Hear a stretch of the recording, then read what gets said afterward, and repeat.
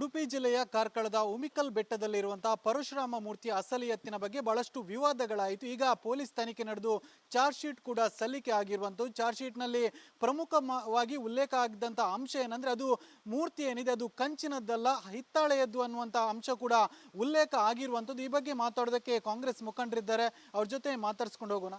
Sir, ನೀವು ಆರಂಭದಿಂದಲೂ ಕೂಡ ಬಹಳಷ್ಟು ಹೋರಾಟ ಮಾಡಿದ್ರಿ ಈ ಕಂಚಿನ ಮೂರ್ತಿಯ ಅಸಲಿ ಎತ್ತಿನ ಬಗ್ಗೆ. ಈಗ ಚಾರ್ಜ್ ಶೀಟ್ ಕೂಡ ಸಲ್ಲಿಕೆ ಆಗಿರುವಂಥದ್ದು, ಏನು ಹೇಳ್ತೀರಾ? ನಾವು ಮೊದಲಿಂದ ಕೂಡ ಸಂಶಯ ವ್ಯಕ್ತಪಡಿಸಿ ಆ ಪ್ರತಿಮೆ ಕಂಚಿನದು ಮಾಡಿದ್ದು ಅಲ್ಲ ಅನ್ನುವಂಥ ಆಕ್ಷೇಪವನ್ನು ವ್ಯಕ್ತಪಡಿಸ್ತಾ ಬಂದಿದ್ದೇವೆ. ಈಗ ನಿನ್ನೆ ಪೊಲೀಸ್ ಇಲಾಖೆ ನ್ಯಾಯಾಲಯಕ್ಕೆ ಚಾರ್ಜ್ ಶೀಟನ್ನು ಸಲ್ಲಿಕೆ ಮಾಡಿದೆ. ಅದರಲ್ಲಿ ಸ್ಪಷ್ಟವಾಗಿ ಹೇಳಿದೆ ಪರಶುರಾಮನ ಪ್ರತಿಮೆ ಕಂಚಿನಿಂದ ಮಾಡಿದ್ದು ಅಲ್ಲ ಅನ್ನುವಂಥದ್ದು. ಅದರ ಜೊತೆಯಲ್ಲಿ ಪ್ರತಿಮೆ ನಿರ್ಮಾತ ಕೃಷ್ಣ ನಾಯಕ್, ನಿರ್ಮಿತಿ ಕೇಂದ್ರದ ಅರುಣ್ ಮತ್ತು ಮತ್ತೊಬ್ಬ ಇಂಜಿನಿಯರ್, ಒಟ್ಟು 3 ಜನರ ಮೇಲೆ ಒಂದು ಆರೋಪವನ್ನು ಹೊರಿಸಿದೆ. ಅದು ಏನು ಹೇಳಿದರೆ ನಂಬಿಕೆ ದ್ರೋಹ, ವಂಚನೆ, ಒಳಸಂಚು ಮತ್ತು ಸಾಕ್ಷಿನಾಶ, ಇದು ಗಂಭೀರವಾದ ಆರೋಪವನ್ನು ಹೊರಿಸಿ ಅವರ ಮೇಲೆ ಚಾರ್ಜ್ ಶೀಟ್ ಸಲ್ಲಿಕೆ ಮಾಡಿದೆ. ಇಷ್ಟು ದೊಡ್ಡ ಆರೋಪ ಬರಲಿಕ್ಕೆ ಕಾರಣ ಏನು? ಒಂದು ವೇಳೆ ಅಲ್ಲಿ ಪ್ರತಿಮೆ ಅದು ಕಂಚಿನದೇ ಆಗಿರ್ತಿದ್ರೆ ಇಷ್ಟು ದೊಡ್ಡ ಆರೋಪವನ್ನು ಹೊರಿಸಲಿ ಅವರ ಮೇಲೆ ಚಾರ್ಜ್ ಶೀಟ್ ಸಲ್ಲಿಸಲಿಕ್ಕೆ ಸಾಧ್ಯ ಆಗ್ತಿತ್ತಾ ಅನ್ನುವಂಥ ವಿಚಾರ. ಅದರ ಜೊತೆಯಲ್ಲಿ BJPಯವರು ಇವತ್ತು ಒಂದು ವಾದವನ್ನು ಮಾಡ್ತಾ ಇದ್ದಾರೆ. ಕಾಂಗ್ರೆಸ್ನ ಆರೋಪದಲ್ಲಿ ಸತ್ಯ ಇಲ್ಲ, ಅವರು ಫೈಬರ್ ಎಂದು ಆರೋಪ ಮಾಡಿದ್ರು ಅಂತ. ಇಲ್ಲಿ ಇರುವುದು ವಾದ ಪ್ರತಿಮೆ ಯಾವುದರಿಂದ ಮಾಡಿದ್ದು ಅನ್ನುವಂಥದ್ದು. ಅವರು ಮೊದಲಿನಿಂದಲೂ BJPಯವರು ಮತ್ತು ಶಾಸಕರು ಮೊದಲಿನಿಂದಲೂ ಅವರ ವಾದ ಇದ್ದದ್ದು, ಅವರು ಗಟ್ಟಿ ಧ್ವನಿಯಲ್ಲಿ ಹೇಳ್ತಾ ಇದ್ದು ನಾವು ಮಾಡಿದ್ದು ಕಂಚಿನ ಪ್ರತಿಮೆ ಅಂತ. ಅವರ ಕಾರ್ಯಕರ್ತರು ಅಲ್ಲಿ ಹೋಗಿ ಸುತ್ತೆಯಲ್ಲಿ ಹೊಡೆದು ಇದು ಪ್ರತಿಮೆ ಕಂಚಿನದ್ದು ಮಾಡಿದ್ದು ಅಂತ ಹೇಳಿದ್ದಾರೆ. ಅವರ ಮೂರ್ತಿಯನ್ನು ಮಾಡಿದ ಕೃಷ್ಣ ನಾಯ್ಕ ಕೂಡ ನಾನು 100ಕ್ಕೆ 100 ಸತ್ಯ ಹೇಳ್ತೇನೆ, ಈ ಪ್ರತಿಮೆಯನ್ನು ಕಂಚಿನಿಂದಲೇ ಮಾಡಿದ್ದು ಅಂತ ಹೇಳ್ತಾರೆ. ಆದರೆ ಇವತ್ತು ದೋಷಾರೋಪಣ ಪಟ್ಟಿಯಲ್ಲಿ ಅದು ಕಂಚಿನಿಂದ ಮಾಡಿದ್ದು ಅಲ್ಲ ಅಂತ ಇದೆ. ಶಾಸಕರು ಈ ಬಗ್ಗೆ ಸ್ಪಷ್ಟನೆ ಕೊಡಬೇಕು. ಅವರು ನಮ್ಮ ಆರೋಪ ಅದು ಫೈಬರ್ ಅಲ್ಲ ಅಂತ ಮಾತಾಡೋದಲ್ಲ, ಕಂಚಿನಿಂದ ಮಾಡಿದ್ದೆ ಅಂತ ತಾವು ಹೇಳಿದ್ದೀರಿ, ಈಗ ಕಂಚು ಎಲ್ಲಿ ಹೋಯ್ತು ಅಂತ. ಅದರ ಜೊತೆಯಲ್ಲಿ ನಾವು ಫೈಬರ್ ಎನ್ನುವ ಆರೋಪ ಯಾಕೆ ಮಾಡಿದ್ದೇವೆ ಹೇಳಿದರೆ, ನಾವು ನಮ್ಮ ವಿಧಾನ ಪರಿಷತ್ ಸದಸ್ಯರಾಗಿರುವ ಮಂಜುನಾಥ್ ಬಂಡ್ಯಾವರ ಜೊತೆ ಆ ಸ್ಥಳಕ್ಕೆ ಭೇಟಿ ಕೊಟ್ಟಾಗ ಅಲ್ಲಿ ಫೈಬರ್ನ ತುಂಡುಗಳು ನಮಗೆ ಸಿಕ್ಕಿದೆವು. ಆ ಫೈಬರ್ನ ತುಂಡುಗಳು ನಮಗೆ ಕೈಯಲ್ಲಿ ಎತ್ತಿಕೊಂಡಾಗ ಮೇಲೆ ನಾವು ಪ್ರತಿಮೆಯನ್ನು ನೋಡಿದಾಗ ಆ ಪ್ರತಿಮೆಯ ಸುತ್ತಲೂ ಕೂಡ ಸೊಂಟದ ಕೆಳಗೆ ಈಗಲೂ ಅಲ್ಲಿ ಹೋಗಿ ನಾವು ಗಮನಿಸಬಹುದು, ಸೊಂಟದ ಕೆಳಗೆಯಿಂದ ಪಾದದವರೆಗೆ ಸುತ್ತಲೂ ಕೂಡ ಆ ಫೈಬರನ್ನೇ ಅದಕ್ಕೆ ಸುತ್ತುವರೆದಿದೆ, ಫೈಬರ್ನಿಂದಲೇ ಲೇಪಿತವಾಗಿದೆ. ಅದರಿಂದ ನಮಗೆ ಅದು ಫೈಬರೇ ಅನ್ನುವಂಥದ್ದನ್ನು ಆರೋಪ ನಮಗೆ ಸಂಶಯ ಬಂತು. ಈಗಲೂ ಕೂಡ ಆ ಸಂಶಯಕ್ಕೆ ನಾವು ಬದ್ಧರಿದ್ದೇವೆ. ಆದರೆ ಅವರು ಹೇಳಿರುವಂಥದ್ದು ಅದು ಕಂಚು ಎನ್ನುವಂಥದ್ದು ಅಲ್ಲ ಅನ್ನುವಂಥದ್ದು ಇವತ್ತು ಜಗತ್ತಿಗೆ ತಿಳಿದೆ, ಕಾರ್ಕಳದ ಜನತೆಗೆ ತಿಳಿದೆ. ಶಾಸಕರು ಅವರಿಗೆ ನೈತಿಕತೆ ಇದ್ದರೆ ಮತ್ತು ಮಾನ ಮರ್ಯಾದೆ ಇದ್ದರೆ, ನನ್ನ ಮಾತಿಗೆ ಬದ್ಧರಾಗಿದ್ದರೆ ಅವರು ಆ ಶಾಸಕ ಸ್ಥಾನಕ್ಕೆ ರಾಜೀನಾಮೆ ಕೊಡಬೇಕು. ನನ್ನಿಂದ ಏನು ಪ್ರಮಾದ ಆಗಿದೆ ಅನ್ನುವಂಥದ್ದನ್ನು ಅವರು ಒಪ್ಪಿಕೊಳ್ಬೇಕು.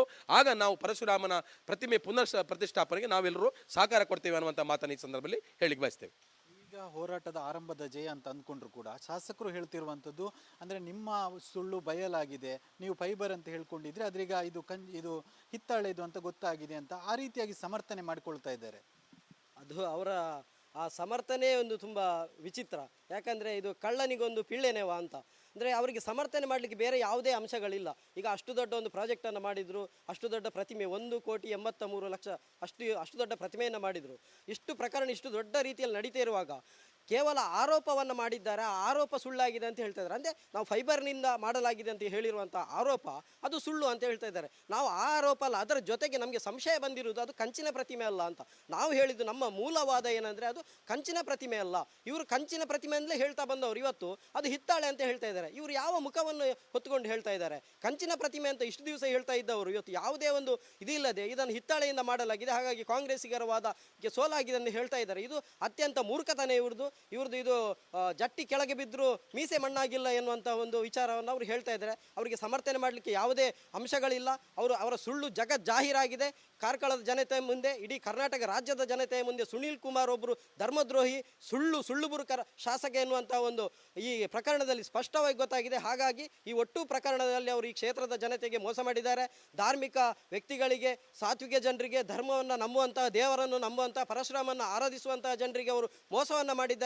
ಈ ಎಲ್ಲ ಮೋಸದ ಜವಾಬ್ದಾರಿಯನ್ನು ಹೊತ್ತುಕೊಂಡು ಅವರು ನೈತಿಕ ಹೊಣೆ ಹೊತ್ತುಕೊಂಡು ಅವರ ಸ್ಥಾನಕ್ಕೆ ರಾಜೀನಾಮೆಯನ್ನು ನೀಡಬೇಕಾಗಿ ನಾನು ಈ ಸಂದರ್ಭದಲ್ಲಿ ಹೇಳಿಕ್ಕೆ ಇಷ್ಟಪಡ್ತೇನೆ. ಈಗ ಚಾರ್ಜ್ ಶೀಟ್ ಕೂಡ ಸಲ್ಲಿಕೆ ಆಗಿದೆ. ಸೊಂಟದ ಮೇಲ್ಭಾಗ ಎಲ್ಲಿ ಹೋಗಿದೆ ಅಂತ ಗೊತ್ತಿಲ್ಲ, ಮತ್ತು ಕೆಳಭಾಗ ಏನಿದೆ ಇದು ಕೂಡ ಈಗ ಒಂದಷ್ಟು ಕ್ರ್ಯಾಕ್ ಬಿಡ್ತಾ ಇದೆ. ಮುಂದೆ ನೀವು ಯಾವ ರೀತಿಯಾದಂಥ ಆಗ್ರಹ ಮಾಡ್ತೀರಿ ಅಂತ?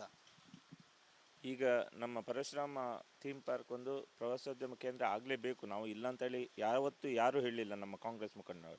ಬಟ್ ಅದು ಕಂಚಿನದಲ್ಲ, ಇವರು ಕಂಚಿನದಲ್ಲ ಫೈಬರ್ ಇದೆ ಅಂತೇಳಿ ನಾವು ಹೇಳ್ಕೊಂಡು ಬಂದೆವು. ಬಟ್ ಅಲ್ಲಿ ಈಗ ಕಂಚಿಲ್ಲ, ಫೈಬರ್ ಅಂತ ಖಂಡಿತ ಈಗಲೂ ಇದೆ ಅಲ್ಲಿ. ನಮಗೆ ಸಿಕ್ಕಿದ್ರಲ್ಲಿದ್ದರೆ ಈಗಲೂ ಇದೆ. ಮತ್ತು ಇಷ್ಟು ದಿನ ಆ ಮೇಲ್ಭಾಗವನ್ನು ಕೊಂಡೋಗಿ ಯಾಕೆ ಅಡಗಿಸಿಟ್ರು, ಅದು ಒಂದು ಪ್ರಶ್ನೆ ಚಿಂತೆಗೆ. ಅದು ಒಂದು ಅನುಮಾನಾಸ್ಪದ ಒಂದು ವಿಚಾರ. ಅಲ್ಲಿ ಯಾಕೆ ಇಟ್ಟಿದ್ದಾರೆ ಅಂಥೇಳಿ ನಮಗೆ ಅನುಮಾನ ಇನ್ನೂ ಇದೆ. ಅದನ್ನು ಅಡಗಿಸಿಟ್ಟುವ ಕಾರಣ ಏನು? ಕಳ್ಳರೆಲ್ಲದಿದ್ದರೆ ಯಾಕೆ ಅಡಗಿಸಿಡ್ತಾರೆ? ಅದು ಅಲ್ಲದೆ ಇವರು ನಮ್ಮ ಸುನೀಲ್ ಕುಮಾರ್ ಅವರು ಶ್ರೀರಾಮನ ಇದು ವಿಷ್ಣುವಿನ ಅವತಾರ ಶ್ರೀರಾಮಚಂದ್ರನ ಪ್ರತಿಮೆಯನ್ನು ಇಡೀ ದೇಶದಲ್ಲಿ ಮಾಡಿ ಮೋದಿಯವರು ಓಟು ತಗೊಂಡು ಅಧಿಕಾರಕ್ಕೆ ಬಂದರು. ವಿಷ್ಣುವಿನ ಇನ್ನೊಂದು ಅವತಾರ 6ನೇ ಅವತಾರ ಇನ್ನು ಪರಶುರಾಮನ, ಇದನ್ನು ಕಂಚಿನ ಇದರಲ್ಲಿ ಸುಳ್ಳನ್ನು ಹೇಳಿ ಈ ಮನುಷ್ಯ ನಮ್ಮ ಸುನೀಲ್ ಕುಮಾರ್ ಕಾರ್ಕಳದಲ್ಲಿ ವಿನ್ ಆದರು. ಅದರಲ್ಲಿ ಮೋಸ ಮಾಡಿದರು, ಹಿಂದುತ್ವಕ್ಕೆ ಮೋಸ ಮಾಡಿದರು, ಹಿಂದೂ ಜನರಿಗೆ ಮೋಸ ಮಾಡಿದರು. ಇವರಿಗೆ ಯಾವ ದೇವರು ಶಿಕ್ಷೆ ಕೊಡಲಿಕ್ಕಿಲ್ಲ ಹೇಳಿ? ಇವರು ಖಂಡಿತ ನೈತಿಕತೆ BJP ಹಿಂದುತ್ವ ಹಿಂದೂ ಸಮಾಜ ಇದೆಲ್ಲ ಹೇಳ್ತಾರಲ್ಲ, ಇವರಿಗೆ ನಿಜವಾಗಿ ನೈತಿಕತೆ ಇದ್ದರೆ ಕೂಡಲೇ ರಾಜೀನಾಮೆ ಕೊಟ್ಟು ತನ್ನ ಪಾಪವನ್ನು ಪರಿಹಾರ ಮಾಡಿಕೊಳ್ಬೇಕಾಗಿ ನಮ್ಮ ಆಗ್ರಹ. ಇದು ಕಾಂಗ್ರೆಸ್ ಮುಖಂಡರ ಮಾತು. ಕ್ಯಾಮ್ರಾ ಪರ್ಸನ್ ದಿವಾಕರ್ ಪದ್ಮುಂಜೆ ಜೊತೆ ದಿನೇಶ್ ಕಾಶಿಪಟ್ನ, ರಿಪಬ್ಲಿಕ್ ಕನ್ನಡ, ಕಾರ್ಕಳ. ಉಡುಪಿ ಜಿಲ್ಲೆಯ ಕಾರ್ಕಳದ ಉಮಿಕಲ್ ಬೆಟ್ಟದಲ್ಲಿರುವಂತಹ ಪರಶುರಾಮ ಮೂರ್ತಿಯ ಅಸಲಿ ಎತ್ತಿನ ಬಗ್ಗೆ ಬಹಳಷ್ಟು ವಿವಾದಗಳಾಯಿತು. ಈಗ ಪೊಲೀಸ್ ತನಿಖೆ ನಡೆದು ಚಾರ್ಜ್ ಶೀಟ್ ಕೂಡ ಸಲ್ಲಿಕೆ ಆಗಿರುವಂಥದ್ದು. ಚಾರ್ಜ್ ಶೀಟ್ನಲ್ಲಿ ಪ್ರಮುಖವಾಗಿ ಉಲ್ಲೇಖ ಆಗಿದ್ದಂಥ ಅಂಶ ಏನಂದ್ರೆ, ಅದು ಮೂರ್ತಿ ಏನಿದೆ ಅದು ಕಂಚಿನದ್ದಲ್ಲ, ಹಿತ್ತಾಳೆಯದ್ದು ಅನ್ನುವಂಥ ಅಂಶ ಕೂಡ ಉಲ್ಲೇಖ ಆಗಿರುವಂಥದ್ದು. ಈ ಬಗ್ಗೆ ಮಾತಾಡೋದಕ್ಕೆ ಕಾಂಗ್ರೆಸ್ ಮುಖಂಡರಿದ್ದಾರೆ, ಅವ್ರ ಜೊತೆ ಮಾತಾಡ್ಸ್ಕೊಂಡು ಹೋಗೋಣ. ಸರ್, ನೀವು ಆರಂಭದಿಂದಲೂ ಕೂಡ ಬಹಳಷ್ಟು ಹೋರಾಟ ಮಾಡಿದ್ರಿ ಈ ಕಂಚಿನ ಮೂರ್ತಿಯ ಅಸಲಿ ಎತ್ತಿನ ಬಗ್ಗೆ. ಈಗ ಚಾರ್ಜ್ ಶೀಟ್ ಕೂಡ ಸಲ್ಲಿಕೆ ಆಗಿರುವಂಥದ್ದು, ಏನು ಹೇಳ್ತೀರಾ? ನಾವು ಮೊದಲಿಂದ ಕೂಡ ಸಂಶಯ ವ್ಯಕ್ತಪಡಿಸಿ ಆ ಪ್ರತಿಮೆ ಕಂಚಿನದು ಮಾಡಿದ್ದು ಅಲ್ಲ ಅನ್ನುವಂಥ ಆಕ್ಷೇಪವನ್ನು ವ್ಯಕ್ತಪಡಿಸ್ತಾ ಬಂದಿದ್ದೇವೆ. ಈಗ ನಿನ್ನೆ ಪೊಲೀಸ್ ಇಲಾಖೆ ನ್ಯಾಯಾಲಯಕ್ಕೆ ಚಾರ್ಜ್ ಶೀಟನ್ನು ಸಲ್ಲಿಕೆ ಮಾಡಿದೆ. ಅದರಲ್ಲಿ ಸ್ಪಷ್ಟವಾಗಿ ಹೇಳಿದೆ ಪರಶುರಾಮನ ಪ್ರತಿಮೆ ಕಂಚಿನಿಂದ ಮಾಡಿದ್ದು ಅಲ್ಲ ಅನ್ನುವಂಥದ್ದು. ಅದರ ಜೊತೆಯಲ್ಲಿ ಪ್ರತಿಮೆ ನಿರ್ಮಾತ ಕೃಷ್ಣ ನಾಯಕ್, ನಿರ್ಮಿತಿ ಕೇಂದ್ರದ ಅರುಣ್ ಮತ್ತು ಮತ್ತೊಬ್ಬ ಇಂಜಿನಿಯರ್, ಒಟ್ಟು 3 ಜನರ ಮೇಲೆ ಒಂದು ಆರೋಪವನ್ನು ಹೊರಿಸಿದೆ. ಅದು ಏನು ಹೇಳಿದರೆ ನಂಬಿಕೆ ದ್ರೋಹ, ವಂಚನೆ, ಒಳಸಂಚು ಮತ್ತು ಸಾಕ್ಷಿನಾಶ, ಇದು ಗಂಭೀರವಾದ ಆರೋಪವನ್ನು ಹೊರಿಸಿ ಅವರ ಮೇಲೆ ಚಾರ್ಜ್ ಶೀಟ್ ಸಲ್ಲಿಕೆ ಮಾಡಿದೆ.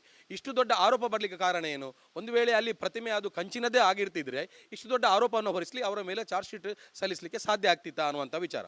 ಅದರ ಜೊತೆಯಲ್ಲಿ BJPಯವರು ಇವತ್ತು ಒಂದು ವಾದವನ್ನು ಮಾಡ್ತಾ ಇದ್ದಾರೆ. ಕಾಂಗ್ರೆಸ್ನ ಆರೋಪದಲ್ಲಿ ಸತ್ಯ ಇಲ್ಲ, ಅವರು ಫೈಬರ್ ಎಂದು ಆರೋಪ ಮಾಡಿದ್ರು ಅಂತ. ಇಲ್ಲಿ ಇರುವುದು ವಾದ ಪ್ರತಿಮೆ ಯಾವುದರಿಂದ ಮಾಡಿದ್ದು ಅನ್ನುವಂಥದ್ದು. ಅವರು ಮೊದಲಿನಿಂದಲೂ BJPಯವರು ಮತ್ತು ಶಾಸಕರು ಮೊದಲಿನಿಂದಲೂ ಅವರ ವಾದ ಇದ್ದದ್ದು, ಅವರು ಗಟ್ಟಿ ಧ್ವನಿಯಲ್ಲಿ ಹೇಳ್ತಾ ಇದ್ದು ನಾವು ಮಾಡಿದ್ದು ಕಂಚಿನ ಪ್ರತಿಮೆ ಅಂತ. ಅವರ ಕಾರ್ಯಕರ್ತರು ಅಲ್ಲಿ ಹೋಗಿ ಸುತ್ತೆಯಲ್ಲಿ ಹೊಡೆದು ಇದು ಪ್ರತಿಮೆ ಕಂಚಿನದ್ದು ಮಾಡಿದ್ದು ಅಂತ ಹೇಳಿದ್ದಾರೆ. ಅವರ ಮೂರ್ತಿಯನ್ನು ಮಾಡಿದ ಕೃಷ್ಣ ನಾಯ್ಕ ಕೂಡ ನಾನು 100ಕ್ಕೆ 100 ಸತ್ಯ ಹೇಳ್ತೇನೆ, ಈ ಪ್ರತಿಮೆಯನ್ನು ಕಂಚಿನಿಂದಲೇ ಮಾಡಿದ್ದು ಅಂತ ಹೇಳ್ತಾರೆ. ಆದರೆ ಇವತ್ತು ದೋಷಾರೋಪಣ ಪಟ್ಟಿಯಲ್ಲಿ ಅದು ಕಂಚಿನಿಂದ ಮಾಡಿದ್ದು ಅಲ್ಲ ಅಂತ ಇದೆ. ಶಾಸಕರು ಈ ಬಗ್ಗೆ ಸ್ಪಷ್ಟನೆ ಕೊಡಬೇಕು. ಅವರು ನಮ್ಮ ಆರೋಪ ಅದು ಫೈಬರ್ ಅಲ್ಲ ಅಂತ ಮಾತಾಡೋದಲ್ಲ, ಕಂಚಿನಿಂದ ಮಾಡಿದ್ದೆ ಅಂತ ತಾವು ಹೇಳಿದ್ದೀರಿ, ಈಗ ಕಂಚು ಎಲ್ಲಿ ಹೋಯ್ತು ಅಂತ. ಅದರ ಜೊತೆಯಲ್ಲಿ ನಾವು ಫೈಬರ್ ಎನ್ನುವ ಆರೋಪ ಯಾಕೆ ಮಾಡಿದ್ದೇವೆ ಹೇಳಿದರೆ, ನಾವು ನಮ್ಮ ವಿಧಾನ ಪರಿಷತ್ ಸದಸ್ಯರಾಗಿರುವ ಮಂಜುನಾಥ್ ಬಂಡ್ಯಾರ ಜೊತೆ ಆ ಸ್ಥಳಕ್ಕೆ ಭೇಟಿ ಕೊಟ್ಟಾಗ ಅಲ್ಲಿ ಫೈಬರ್ನ ತುಂಡುಗಳು ನಮಗೆ ಸಿಕ್ಕಿದೆವು.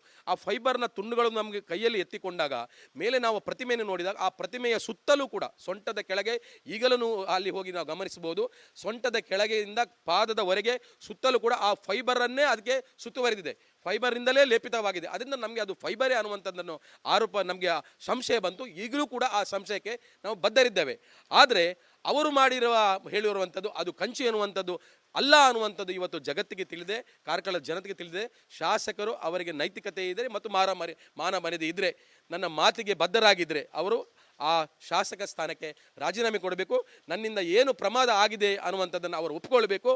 ಆಗ ನಾವು ಪರಶುರಾಮನ ಪ್ರತಿಮೆ ಪ್ರತಿಷ್ಠಾಪನೆಗೆ ನಾವೆಲ್ಲರೂ ಸಹಕಾರ ಕೊಡ್ತೇವೆ ಅನ್ನುವಂಥ ಮಾತನ್ನು ಈ ಸಂದರ್ಭದಲ್ಲಿ ಹೇಳಿಕ್ಕೆ ಬಯಸ್ತೇವೆ. ಈಗ ಹೋರಾಟದ ಆರಂಭದ ಜಯ ಅಂತ ಅಂದ್ಕೊಂಡ್ರು ಕೂಡ ಶಾಸಕರು ಹೇಳ್ತಿರುವಂಥದ್ದು ಅಂದರೆ ನಿಮ್ಮ ಸುಳ್ಳು ಬಯಲಾಗಿದೆ, ನೀವು ಫೈಬರ್ ಅಂತ ಹೇಳ್ಕೊಂಡಿದ್ರೆ ಅದ್ರೀಗ ಇದು ಹಿತ್ತಾಳೆದು ಅಂತ ಗೊತ್ತಾಗಿದೆ ಅಂತ ಆ ರೀತಿಯಾಗಿ ಸಮರ್ಥನೆ ಮಾಡಿಕೊಳ್ತಾ ಇದ್ದಾರೆ. ಅದು ಅವರ ಆ ಸಮರ್ಥನೆ ಒಂದು ತುಂಬ ವಿಚಿತ್ರ. ಯಾಕಂದರೆ ಇದು ಕಳ್ಳನಿಗೊಂದು ಪಿಳ್ಳೆನೆವ ಅಂತ. ಅಂದರೆ ಅವರಿಗೆ ಸಮರ್ಥನೆ ಮಾಡಲಿಕ್ಕೆ ಬೇರೆ ಯಾವುದೇ ಅಂಶಗಳಿಲ್ಲ. ಈಗ ಅಷ್ಟು ದೊಡ್ಡ ಒಂದು ಪ್ರಾಜೆಕ್ಟನ್ನು ಮಾಡಿದರು, ಅಷ್ಟು ದೊಡ್ಡ ಪ್ರತಿಮೆ 1,83,00,000 ಅಷ್ಟು ದೊಡ್ಡ ಪ್ರತಿಮೆಯನ್ನು ಮಾಡಿದರು. ಇಷ್ಟು ಪ್ರಕರಣ ಇಷ್ಟು ದೊಡ್ಡ ರೀತಿಯಲ್ಲಿ ನಡೀತಾ ಇರುವಾಗ ಕೇವಲ ಆರೋಪವನ್ನು ಮಾಡಿದ್ದಾರೆ, ಆ ಆರೋಪ ಸುಳ್ಳಾಗಿದೆ ಅಂತ ಹೇಳ್ತಾ ಇದ್ದಾರೆ. ಅಂದರೆ ನಾವು ಫೈಬರ್ನಿಂದ ಮಾಡಲಾಗಿದೆ ಅಂತ ಹೇಳಿರುವಂಥ ಆರೋಪ ಅದು ಸುಳ್ಳು ಅಂತ ಹೇಳ್ತಾ ಇದ್ದಾರೆ. ನಾವು ಆ ಆರೋಪ ಅಲ್ಲ, ಅದರ ಜೊತೆಗೆ ನಮಗೆ ಸಂಶಯ ಬಂದಿರುವುದು ಅದು ಕಂಚಿನ ಪ್ರತಿಮೆ ಅಲ್ಲ ಅಂತ ನಾವು ಹೇಳಿದ್ದು. ನಮ್ಮ ಮೂಲವಾದ ಏನಂದರೆ ಅದು ಕಂಚಿನ ಪ್ರತಿಮೆ ಅಲ್ಲ, ಇವರು ಕಂಚಿನ ಪ್ರತಿಮೆ ಅಂತಲೇ ಹೇಳ್ತಾ ಬಂದವರು ಇವತ್ತು ಅದು ಹಿತ್ತಾಳೆ ಅಂತ ಹೇಳ್ತಾ ಇದ್ದಾರೆ. ಇವರು ಯಾವ ಮುಖವನ್ನು ಹೊತ್ತುಕೊಂಡು ಹೇಳ್ತಾ ಇದ್ದಾರೆ? ಕಂಚಿನ ಪ್ರತಿಮೆ ಅಂತ ಇಷ್ಟು ದಿವಸ ಹೇಳ್ತಾ ಇದ್ದವರು ಇವತ್ತು ಯಾವುದೇ ಒಂದು ಇದಿಲ್ಲದೆ ಇದನ್ನು ಹಿತ್ತಾಳೆಯಿಂದ ಮಾಡಲಾಗಿದೆ, ಹಾಗಾಗಿ ಕಾಂಗ್ರೆಸ್ಸಿಗರ ವಾದಕ್ಕೆ ಸೋಲಾಗಿದೆ ಅಂತ ಹೇಳ್ತಾ ಇದ್ದಾರೆ. ಇದು ಅತ್ಯಂತ ಮೂರ್ಖತನ ಇವ್ರದ್ದು. ಇವ್ರದ್ದು ಇದು ಜಟ್ಟಿ ಕೆಳಗೆ ಬಿದ್ದರೂ ಮೀಸೆ ಮಣ್ಣಾಗಿಲ್ಲ ಎನ್ನುವಂಥ ಒಂದು ವಿಚಾರವನ್ನು ಅವರು ಹೇಳ್ತಾ ಇದ್ದಾರೆ. ಅವರಿಗೆ ಸಮರ್ಥನೆ ಮಾಡಲಿಕ್ಕೆ ಯಾವುದೇ ಅಂಶಗಳಿಲ್ಲ. ಅವರ ಸುಳ್ಳು ಜಾಹೀರಾಗಿದೆ. ಕಾರ್ಕಳದ ಜನತೆಯ ಮುಂದೆ, ಇಡೀ ಕರ್ನಾಟಕ ರಾಜ್ಯದ ಜನತೆಯ ಮುಂದೆ ಸುನೀಲ್ ಕುಮಾರ್ ಒಬ್ಬರು ಧರ್ಮದ್ರೋಹಿ, ಸುಳ್ಳುಬುರುಕರ ಶಾಸಕ ಎನ್ನುವಂಥ ಒಂದು ಈ ಪ್ರಕರಣದಲ್ಲಿ ಸ್ಪಷ್ಟವಾಗಿ ಗೊತ್ತಾಗಿದೆ. ಹಾಗಾಗಿ ಈ ಒಟ್ಟು ಪ್ರಕರಣದಲ್ಲಿ ಅವರು ಈ ಕ್ಷೇತ್ರದ ಜನತೆಗೆ ಮೋಸ ಮಾಡಿದ್ದಾರೆ. ಧಾರ್ಮಿಕ ವ್ಯಕ್ತಿಗಳಿಗೆ, ಸಾತ್ವಿಕ ಜನರಿಗೆ, ಧರ್ಮವನ್ನು ನಂಬುವಂತಹ, ದೇವರನ್ನು ನಂಬುವಂತಹ, ಪರಶುರಾಮನ್ನು ಆರಾಧಿಸುವಂತಹ ಜನರಿಗೆ ಅವರು ಮೋಸವನ್ನು ಮಾಡಿದ್ದಾರೆ. ಈ ಎಲ್ಲ ಮೋಸದ ಜವಾಬ್ದಾರಿಯನ್ನು ಹೊತ್ತುಕೊಂಡು ಅವರು ನೈತಿಕ ಹೊಣೆ ಹೊತ್ತುಕೊಂಡು ಅವರ ಸ್ಥಾನಕ್ಕೆ ರಾಜೀನಾಮೆಯನ್ನು ನೀಡಬೇಕಾಗಿ ನಾನು ಈ ಸಂದರ್ಭದಲ್ಲಿ ಹೇಳಿಕ್ಕೆ ಇಷ್ಟಪಡ್ತೇನೆ. ಈಗ ಚಾರ್ಜ್ ಶೀಟ್ ಕೂಡ ಸಲ್ಲಿಕೆ ಆಗಿದೆ. ಸೊಂಟದ ಮೇಲ್ಭಾಗ ಎಲ್ಲಿ ಹೋಗಿದೆ ಅಂತ ಗೊತ್ತಿಲ್ಲ, ಮತ್ತು ಕೆಳಭಾಗ ಏನಿದೆ ಇದು ಕೂಡ ಈಗ ಒಂದಷ್ಟು ಕ್ರ್ಯಾಕ್ ಬಿಡ್ತಾ ಇದೆ. ಮುಂದೆ ನೀವು ಯಾವ ರೀತಿಯಾದಂಥ ಆಗ್ರಹ ಮಾಡ್ತೀರಿ ಅಂತ? ಈಗ ನಮ್ಮ ಪರಶುರಾಮ ಥೀಮ್ ಪಾರ್ಕ್ ಒಂದು ಪ್ರವಾಸೋದ್ಯಮ ಕೇಂದ್ರ ಆಗಲೇಬೇಕು, ನಾವು ಇಲ್ಲ ಅಂತೇಳಿ ಯಾವತ್ತೂ ಯಾರೂ ಹೇಳಿಲ್ಲ ನಮ್ಮ ಕಾಂಗ್ರೆಸ್ ಮುಖಂಡರು. ಬಟ್ ಅದು ಕಂಚಿನದಲ್ಲ, ಇವರು ಕಂಚಿನದಲ್ಲ ಫೈಬರ್ ಇದೆ ಅಂತೇಳಿ ನಾವು ಹೇಳ್ಕೊಂಡು ಬಂದೆವು. ಬಟ್ ಅಲ್ಲಿ ಈಗ ಕಂಚಿಲ್ಲ, ಫೈಬರ್ ಅಂತ ಖಂಡಿತ ಈಗಲೂ ಇದೆ, ಅಲ್ಲಿ ನಮಗೆ ಸಿಕ್ಕಿದ್ರಲ್ಲಿದ್ದರೆ ಈಗಲೂ ಇದೆ. ಮತ್ತು ಇಷ್ಟು ದಿನ ಆ ಮೇಲ್ಭಾಗವನ್ನು ಕೊಂಡೋಗಿ ಯಾಕೆ ಅಡಗಿಸಿಟ್ರು, ಅದು ಒಂದು ಪ್ರಶ್ನೆ ಚಿಂತೆಗೆ. ಅದು ಒಂದು ಅನುಮಾನಾಸ್ಪದ ಒಂದು ವಿಚಾರ. ಅಲ್ಲಿ ಯಾಕೆ ಇಟ್ಟಿದ್ದಾರೆ ಅಂಥೇಳಿ ನಮಗೆ ಅನುಮಾನ ಇನ್ನೂ ಇದೆ. ಅದನ್ನು ಅಡಗಿಸಿಟ್ಟುವ ಕಾರಣ ಏನು? ಕಳ್ಳರೆಲ್ಲದಿದ್ದರೆ ಯಾಕೆ ಅಡಗಿಸಿಡ್ತಾರೆ? ಅದು ಅಲ್ಲದೆ ಇವರು ನಮ್ಮ ಸುನೀಲ್ ಕುಮಾರ್ ಅವರು ಶ್ರೀರಾಮನ ವಿಷ್ಣುವಿನ ಅವತಾರ ಶ್ರೀರಾಮಚಂದ್ರನ ಪ್ರತಿಮೆಯನ್ನು ಇಡೀ ದೇಶದಲ್ಲಿ ಮಾಡಿ ಮೋದಿಯವರು ಓಟು ತಗೊಂಡು ಅಧಿಕಾರಕ್ಕೆ ಬಂದರು. ವಿಷ್ಣುವಿನ ಇನ್ನೊಂದು ಅವತಾರ, 6ನೇ ಅವತಾರ ಇನ್ನು ಪರಶುರಾಮನ, ಇದನ್ನು ಇದರಲ್ಲಿ ಸುಳ್ಳನ್ನು ಹೇಳಿ ಈ ಮನುಷ್ಯ ನಮ್ಮ ಸುನೀಲ್ ಕುಮಾರ್ ಕಾರ್ಕಳದಲ್ಲಿ ವಿನ್ ಆದರು. ಅದರಲ್ಲಿ ಮೋಸ ಮಾಡಿದರು, ಹಿಂದುತ್ವಕ್ಕೆ ಮೋಸ ಮಾಡಿದರು, ಹಿಂದೂ ಜನರಿಗೆ ಮೋಸ ಮಾಡಿದರು. ಇವರಿಗೆ ಯಾವ ದೇವರು ಶಿಕ್ಷೆ ಕೊಡಲಿಕ್ಕಿಲ್ಲ ಹೇಳಿ?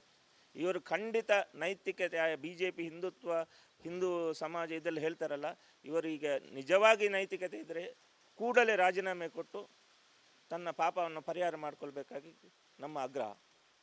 ಇದು ಕಾಂಗ್ರೆಸ್ ಮುಖಂಡರ ಮಾತು. ಕ್ಯಾಮ್ರಾ ಪರ್ಸನ್ ದಿವಾಕರ್ ಪದ್ಮುಂಜೆ ಜೊತೆ ದಿನೇಶ್ ಕಾಶಿಪಟ್ನ, ರಿಪಬ್ಲಿಕ್ ಕನ್ನಡ, ಕಾರ್ಕಳ.